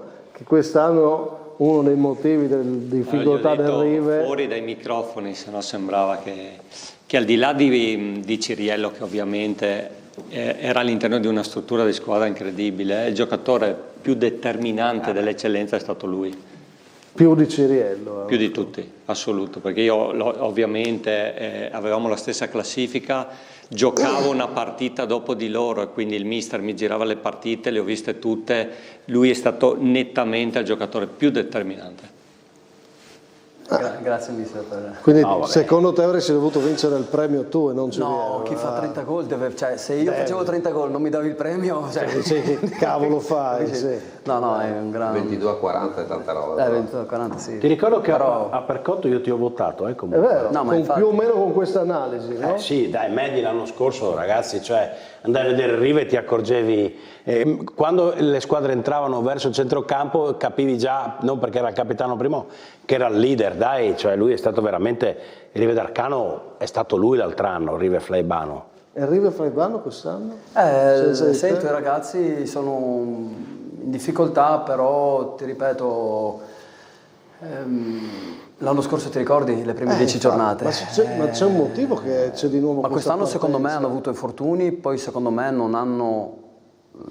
Medi? No, non hanno comunque una punta importante perché si è fatto, ma secondo me non hanno che si chiami Cabine o un altro nome, insomma. Però il mister è tanta roba. Sì, so che tu l'hai sempre Però detto. il mister ha bisogno di materiale per poter lavorare. Che un allenatore può essere bravo quanto vuoi, ma se non gli metti i giocatori che vuole, poi Ci sta. Vedremo.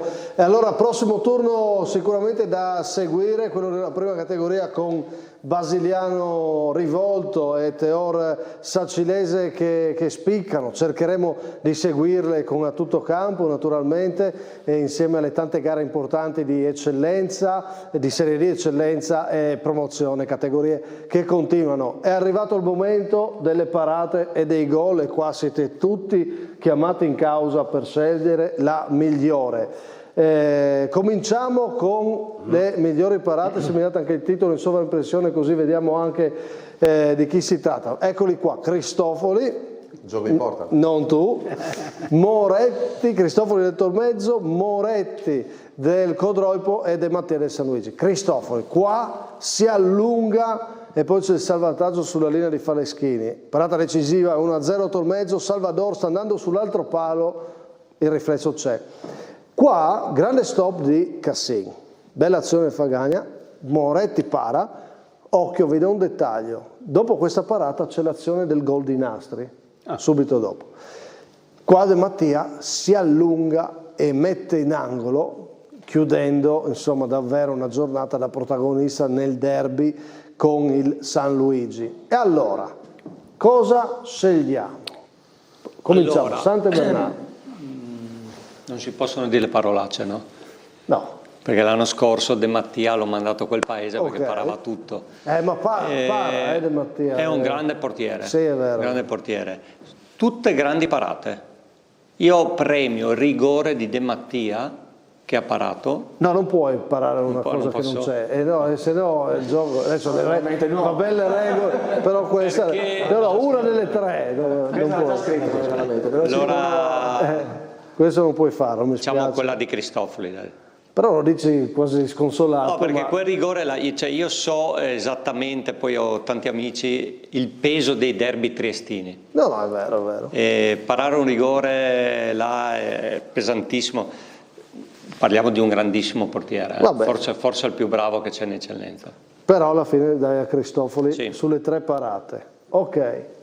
Vado con Cristofoli anch'io perché mi piace molto sta parata, come quasi in controtempo, no? Sta andando da una parte e poi dall'altra, anche perché Cristofoli aveva già fatto qualche bella parata anche la scorsa contro il Fiume in casa, aveva salvato il pareggio alla fine. Mi piace molto anche quella di Moretti, è bella, se devo dirti, secondo Moretti e terzo De Mattia, però il primo posto questa volta lo do a Daryl. Eccolo lì. Nicola Paolini. Invece io vado su De Mattia e Cristofoli fa sicuramente una gran parata, però non do il voto a Cristofoli perché è una parata a metà con il difensore, perché se non ci fosse stato il difensore quella non saremmo qui a parlare di parata, ma staremmo a parlare di un gol, perché il difensore ha valorizzato quella parata, ma se non ci fosse stato quello sarebbe stato un gol. Questa è una lettura importante, E quindi, perché lo chiudono a sandwich in due, se tu dici vedi, tu, se no? il difensore non va sulla linea di testa a prenderla, lui la para, la tocca. Non è una parata, sì, è una parata, ma non è una... Il difensore va a perché prendere. dici che andava dentro? Andava il difensore. È una bella, è una bella lettura, però ormai ho votato Cristofoli, è vero, è una bella lettura. Questa mi mette in difficoltà anche me adesso, E quindi Paolini una parata. Io pensavo il difensore che chiudeva l'attaccante, invece... No, se tu vedi lui la para, ma la palla continua a entrare e quindi alla fine fammela rivedere bene. Guarda che c'è il difensore dietro. Sì, no, c'è il difensore. Salva sulla linea, è vero. Non c'è dubbio che c'è il difensore, però pensavo fosse meno... Cristofoli è stato fortunato che non sei partito da Paolini, altrimenti non prendeva un voto. Ma qua Paolini è il classico avvocato che tira fuori il numero quando tutto era pronto, no? Ma aiutatemi, cabine? Allora, sicuramente direte che ho copiato Nicola, ma volevo dire la stessa identica cosa, perché c'è il difensore dietro. Abbiamo l'occhio dei giocatori. Stessa identica, perché comunque se lui non la prendeva c'era il difensore dietro. Anche se è stato un gatto reattivo, però andava in gol. E voto il secondo. Voti Moretti? Sì, il secondo non mi ricordo il nome. Sì, Moretti. Sì. Fabio, tu cosa dici? Io voto De Mattia. Voto De Mattia, Cristofoli è un gran portiere perché me lo ricordo averci giocato anche contro. Adesso è dura. Cosa facciamo? Io voto De Mattia. E qua conta secondo me. Secondo me qua conta il rigore di mister. Allora, sai che cosa faccio? Io ero partito con Cristofoli.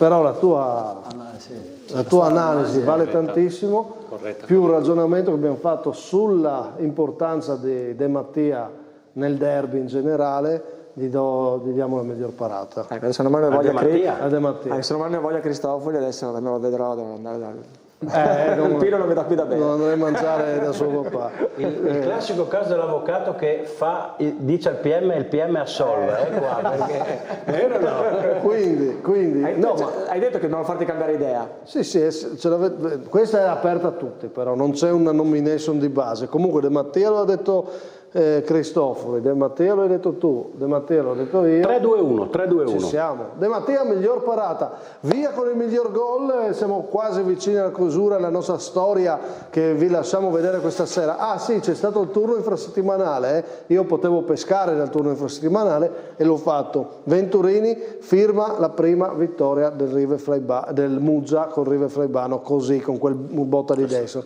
Questo è del Fabbro che è partito da laggiù e ha fatto il gol decisivo con l'Ancona Lumignacco, e poi Nastri, che ne abbiamo parlato, il gol decisivo in Fagagna Codroipo. Parto dagli ospiti adesso, visto il gol qua, abbiamo due che di gol ne hanno fatti e tanti. Cosa scelgono? Fabio Cristofori? Io scelgo Nastri. Nastri? Sì, del Fabbro. Sai che c'è questo tema quando noi mettiamo sulla pagina di Tuttocampo Facebook alcune giocate, Già la scorsa settimana con Bance e adesso con Del Fabbro tutti partono e dicono che va fermato, dove sono i difensori, eccetera, eccetera. Ma allora... Io voto Nastri.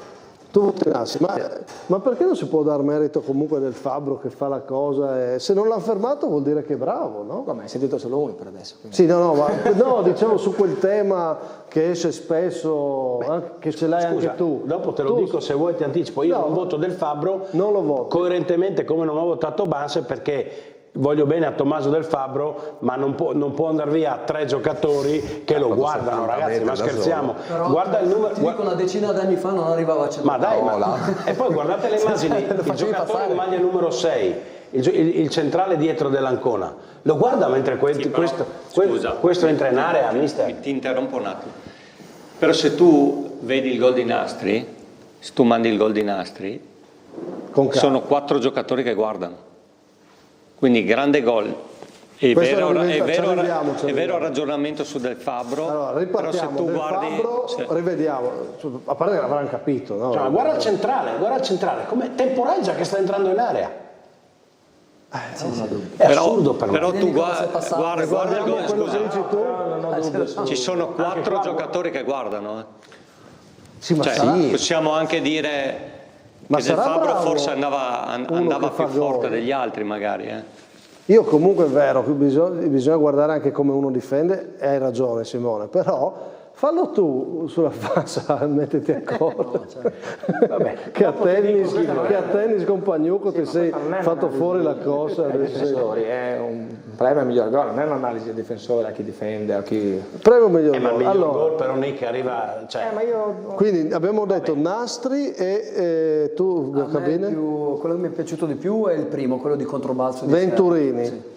Di controbalzo perché è un bel gesto, mi piace. Io invece dico Del Fabbro, ma proprio è un motivo anche, perché comunque il gol con il tiro di controbalzo, il gol con un tiro da fuori è sempre un bellissimo gesto, ma è un gesto unico, quindi io provo il tiro, mi va bene, ma invece riuscire a portare palla per 80 metri, condurla, spostare comunque l'avversario, evitarlo, fare 80 metri, arrivare davanti alla porta a far gol, ha una complessità, un gol del genere, secondo me superiore a un gesto singolo che va bene, lo provi, il calcio, ma è meno da perdere, nel senso fai il tiro, ti riesce, sei bravissimo, ma la difficoltà che ha un gol con portare palla 70-80 metri, secondo me è decisamente superiore. Avvocato, questa è la domanda che ti faccio io. Hai in mente il gol di Bance della scorsa settimana? Sì, l'ho visto. E vincerebbe contro Bance Del Fabbro? Nella sfida? È una bella... Adesso dovrei rivederlo, però era forse è partito ancora più lontano. Più lontano. No? Esatto. Forse sì. Cioè, è come il gol di UEA, cosa diciamo? Che quelli del Varone sono spostati quella volta? Bravo. No, e poi arrivare lucidi davanti al portiere. Cioè, non è una complessità maggiore. Vedi che anche più di 10 anni fa si arrivava in porta non lo buttavano. Del Fabbro, che peraltro te l'ha detto sabato durante l'intervista, ha detto avevo visto il gol di Bance che tu hai mostrato. Sono simili, però secondo me quello di Bance ha qualcosina in più per me. Comunque Del Fabbro, vai Fornasiere. Sposo Medi, anche io, il tiro di controbalzo di Venturini, Muggia. Sante Bernardo. Io Del Fabbro, anche se gli faccio un appunto a quel ragazzo lì, perché l'anno scorso è andato al Brian e doveva continuare a fare l'eccellenza, perché questo è un gol, grande gol in promozione. Ok, ne abbiamo parlato con lui, insomma, sabato, anche della voglia di essere protagonista, magari dopo essere passato a Brian Lignano. 2-2 tra Del Fabbro e Venturini, cosa sceglieresti per darmi un'indicazione a me? Venturini. Quindi io porto Venturini. Sai perché? Perché perché l'ha detto Cabine che ha occhio per il giocatore, primo motivo. Poi perché io già in nomination il gol di Bance nel mese e secondo me quello di Bance è superiore a quello Del Fabbro. Ma cosa vuol dire? Stiamo premiando il gol di oggi. Sì, non però, è il gol di tutte le prime volte. No, lo so, però Venturini secondo me è un gran bel gol che mi piacerebbe vederlo in sfida. Queste motivazioni. Ma non è un gesto tecnico, dai, è un gesto atletico. Ma come no? Mi fa 70 metri di... Ha fatto una touche rugbistica. Non sei mica allo Stadio Olimpico a San Siro dove... non è un gol semplice. No, non è un gol semplice. No. Però anche a me è piaciuto quello di Venturini.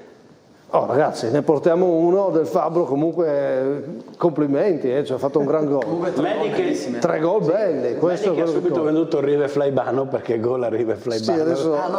Non sapevo neanche che giocavano tutti e due. Chiediamo a Tommaso che cercherà di capirti. Ragazzi, allora, per chiudere, domani noi appuntamento alle 19:30 dedicato andiamo alla scoperta di una società dove va il buon Gabriele Magrini e l'Unione SMT, parleremo di come lavora, di cosa fa e ovviamente per chiudere questa puntata un piccolo assaggio di cosa è successo nel post partita, un buon terzo tempo che si rispetti, la nostra trasmissione deve avere un finale con Magrini, vediamo. Abbiamo fatto l'intervista a tutte le chioschiste qua. Io sono l'ultima arrivata. Sei l'ultima arrivata. Allora, Stagista. che lui mi ha detto che non è dell'USMT. No, quest'anno no. Allora sentiamolo, dov'è quest'anno a giocare lui? Non lo so, è quello che stavano parlando. Cioè, sempre pronto a far da bere. Coca-Cola fa male ragazzi, smettete. Quindi meglio bere acqua e birra. La birra dopo una certa stufa, soprattutto adesso un po' resterali, meglio l'americano. Chiosco? Ah, le mance sono per voi, giustamente. Per noi ragazze che a fine anno andremo a cena, a pranzo, non lo so. Oddio, direi già un discreto bottino, no? Noi ogni anno andiamo a fare via il viaggio delle morose quando loro vanno via, quindi è sempre gradita una mancia. La mancia alle stanze abbiamo scoperto, domani puntata alle 19:30 dedicata all'Unione SMT, quindi mi hanno dato una bella idea, potrei lasciare anch'io qualcosina per la mancia che mi lasciano gli ospiti ogni puntata per aiutarmi ad andare avanti. La Mancia intesa la regione di Don Chisciotte forse.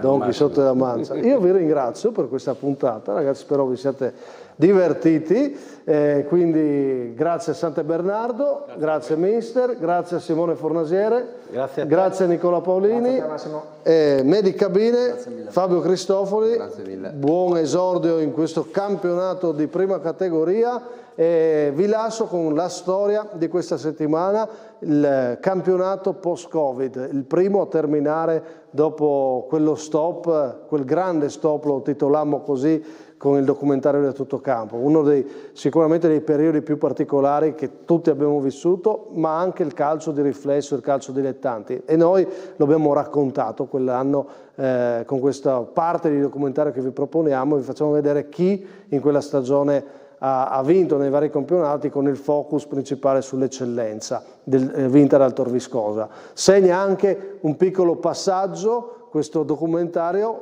da lì dalla prossima settimana ci guarderemo indietro e andremo poi a intervistare invece dei personaggi che hanno scritto la storia del passato dilettantistico, andremo ancora più indietro. In queste prime puntate ho voluto raccontarvi con i nostri lavori le ultime 3 stagioni del calcio dilettantistico che a livello di comunicazione hanno subito un cambio, credo, per come sono state raccontate anche grazie ai documentari, cosa che non aveva mai fatto e proposto nessuno, come quello che stiamo facendo qua da ormai 2 settimane su TV12 e Tele4, ogni giorno calcio dilettanti con tante iniziative. Dalla prossima settimana sarà quella di raccontare le storie del passato attraverso personaggi che non giocano più ma che abbiamo conosciuto e ammirato nei campi della nostra regione. Quindi buona visione, continuate a seguirci e vi lascio alla storia di stasera. Ciao!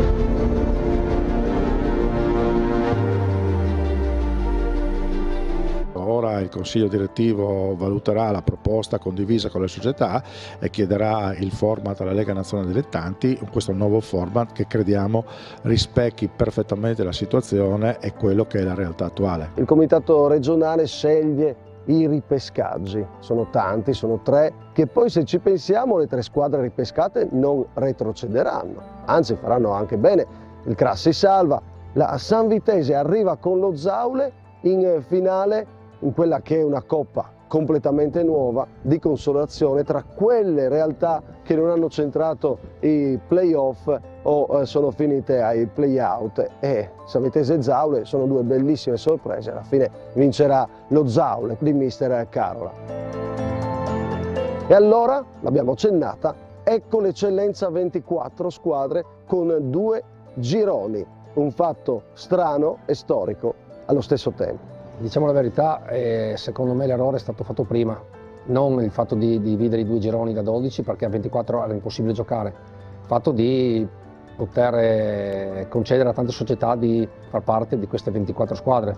È stato negativo perché è stato un abbattimento di professionalità e di categoria da una parte, dall'altra il fatto di aver dominato il nostro girone ti metteva nella condizione di dover superare le semifinali e poi la finale, quindi non era per nulla scontato.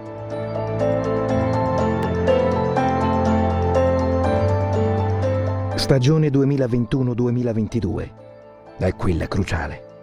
I dilettanti non si possono più permettere stop. Bisogna arrivare fino in fondo, tutti insieme. Anche il Tor Viscosa riparte. Riprende quella corsa interrotta anche dal Covid-19. Ha costruito una grande squadra. Con loro c'è Gianluca Ciriello, il bomber del San Luigi, l'ultima squadra ad aver vinto un campionato sul campo, proprio con lui protagonista. A San Luigi non avevamo quell'obiettivo, mentre secondo me a Tor Viscosa era già fin dall'inizio un po' l'obiettivo di far bene, di arrivare tra i primi. Cambia la società, cambia il gruppo, la voglia, la determinazione, io direi che era la stessa. Nel girone B non c'è storia. Il Tor Viscosa corre, velocissimo. Nel girone A è il Brian Lignano a partire con forza e qualità. La seconda parte della stagione invece sarà meno convincente, con Chions e Spal Cordovado a prendersi la copertina. Prima però mister Alessandro Moras farà in tempo a giocarsi la finale di Coppa Italia in casa contro la Pro Gorizia, dimostrandosi subito vincente al suo esordio in panchina. A chiudere l'anno proprio quella sfida al Tegil di Lignano Sabbiadoro. Si torna a vincere un titolo sul campo, finalmente, dopo quasi 2 anni. Ma il Covid-19 ferma ancora i nostri dilettanti. Viene rinviata la partita Gemonese Fiume Veneto Bannia. A gennaio l'interruzione è più lunga, ma necessaria. Il 7 febbraio si torna in campo, stavolta senza fermarsi più.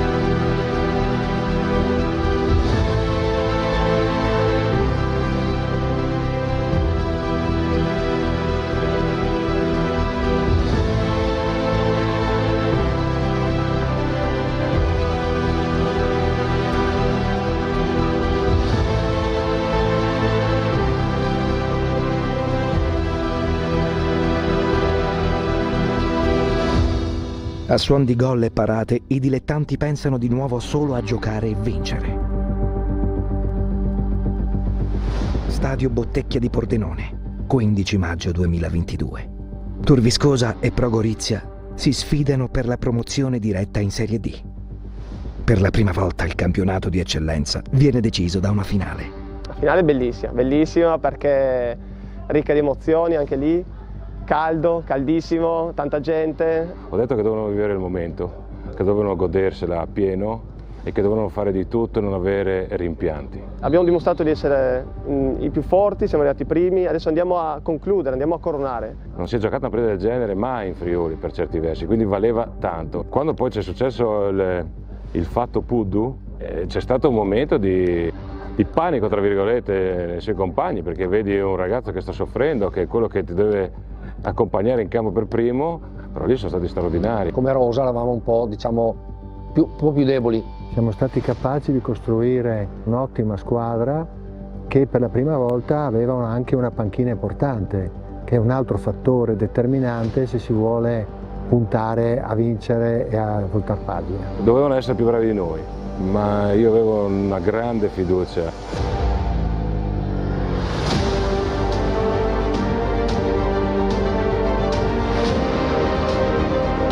Grion sul secondo palo, Bubellini, sembrava gol. Attenzione a Pillon che riesce a trovare Ciriello, è fuori Buso, è 1-0. Ciriello porta in vantaggio Torviscosa, una palla persa a metà campo che fa malissimo la Pro Gorizia e Ciriello è implacabile. Primo errore, il Falco ci ha puniti. È un piacere allenare Ciriello. Palla al centro, deve allontanare la Pro Gorizia, arriva Zetto ed è calcio di rigore. Ciriello con sinistro, non ci arriva Buso. Torviscosa 2, Pro Gorizia 0, sempre bomber Ciriello.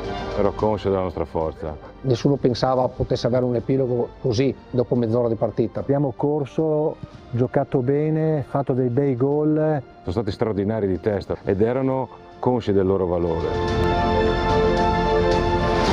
Blasi in area, Pratolino alla Torviscosa, 3-0.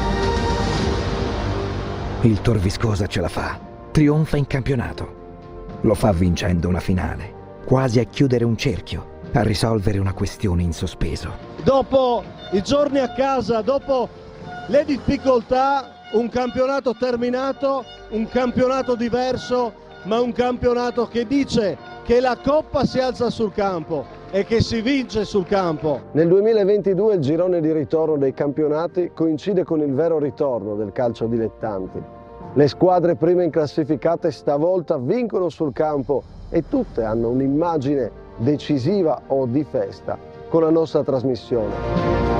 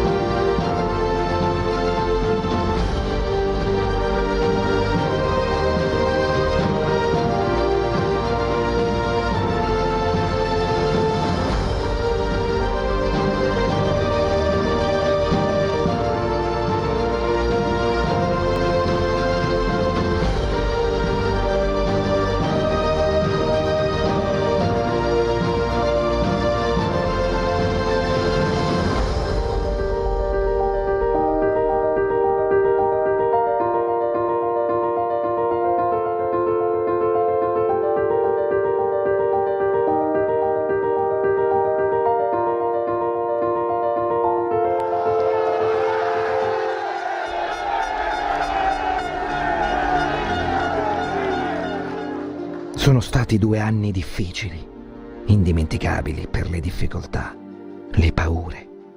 Ma in questi 2 anni abbiamo anche sperato in una ripartenza. Ed è stata questa, l'ultima stagione, l'occasione per ripartire davvero. Ripartire e concludere, assaporando quella libertà che dona un gol, una parata, un infortunio recuperato, la tua famiglia in tribuna. Quella libertà che dona lo sport, quella libertà che rende felici, una felicità che, per dirla con parole di Jorge Luis Borges, si rinnova ogni volta che un bambino prende a calci qualcosa per strada e che per noi è vedere sui campi dei nostri paesi, giovani e meno giovani, giocare a pallone. Così, anche dopo il Covid-19, la storia infinita del calcio può continuare.